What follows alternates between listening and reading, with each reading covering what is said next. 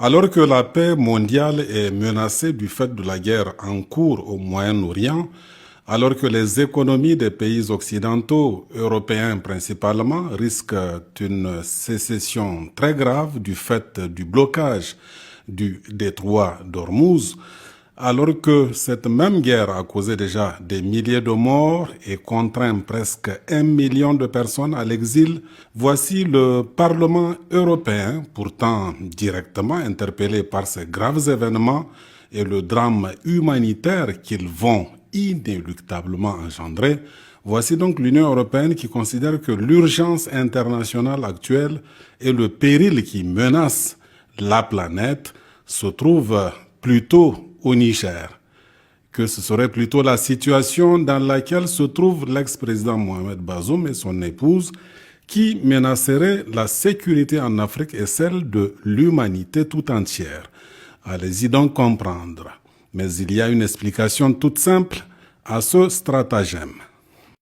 L'Europe se portait très bien avant la révolution, n'est-ce pas, des États du Sahel, qu'elle ne l'est actuellement. Oui. D'accord? Il faut savoir que l'Europe globale, quand on dit l'Europe globale, c'est cette association, ce corpuscule qui a toujours tenu, justement parce que l'Afrique était leur soubassement, l'Afrique était leur vassal, l'Afrique était, n'est-ce pas, l'endroit où elle venait puiser son énergie pour tourner son économie sur le plan interne et même chercher la puissance sur le plan international.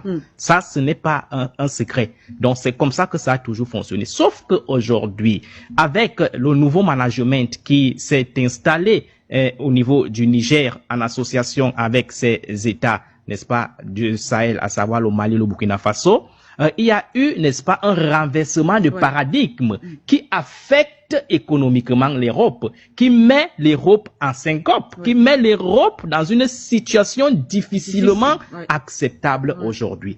Donc l'Europe est en train de chercher tous les moyens pour revenir, pour briser, n'est-ce pas, cette dynamique révolutionnaire qui est en train de porter les fruits sur le plan des intérêts des peuples du Niger et des États de l'AES en général. Donc l'avenir de l'Europe est en danger. Ce n'est pas tout. Pendant que le Parlement européen fait une fixation sur le Niger, alors même que l'ex-président et son épouse se trouvent dans les locaux du palais présidentiel, où, de ce simple fait, leur sécurité est assurée, le même Parlement n'a par contre rien trouvé à redire sur le cas de l'ex-président gabonais Ali Bongo et son épouse Sylvia. Pourtant, celle-ci a déclaré à la presse avoir été emprisonnée et fait l'objet de tortures. Ils m'ont attaché les pieds, ils m'ont attaché les mains, ils m'ont jeté de l'eau froide. Et il m'a dit, maintenant, il faut que vous voyez ce que vous allez voir. Il est vrai que l'ex-président Ali Bongo, jadis francophile comme son père, s'était finalement démarqué de la France pour se rapprocher d'autres partenaires comme la Chine. L'Europe ne fera rien donc pour défendre le cas des époux Bongo, et cela se comprend. Tout comme elle ne fera rien pour plaider la cause des opposants politiques béninois, dont l'emblématique Rekia Madougou, qui croupissent en prison depuis de très longues années, sans jugement ni procès. La proximité de Patrice Talon avec l'Europe et la France en particulier est passée par là. Ceci explique donc cela. Motus et bouche cousue aussi pour le cas de Nicolas Maduro, président élu et en exercice du Venezuela, enlevé et fait prisonnier aux États-Unis. L'Union européenne n'a pipé mot en termes de protestation. Mais dans le cas du Niger, changement de paradigme. Depuis le 26 juillet 2023, le pays a décidé d'arracher sa souveraineté en rompant avec la France et tous les partenaires ne respectant pas sa dignité et ses nouveaux choix stratégiques.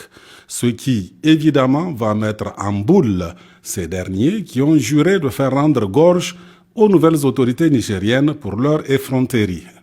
Certes, les intérêts économiques et stratégiques de l'Occident au Niger sont énormes, avec principalement l'uranium. Il n'en reste pas moins vrai que si l'ex-président Bazoum et son épouse sont encore dans la situation où ils se trouvent, c'est quelque part du fait de leur gré. Voici en effet en exclusivité un document inédit où l'ex-première dame, suite à une sommation de quitter les lieux adressés par voie d'huissier, a souhaité rester avec son époux, qu'elle ne peut laisser seule dans cette situation, explique-t-elle. Je prends acte de votre sommation de quitter, mais à l'état actuel de notre situation, je ne peux pas quitter les lieux. J'apprécie bien cette faveur qui nous est faite, mais ça ne m'arrange pas. Je ne peux pas laisser mon époux seul dans cette situation. En définitive, que veut donc l'Union européenne au Niger? Préparer la France à une attaque contre le Niger?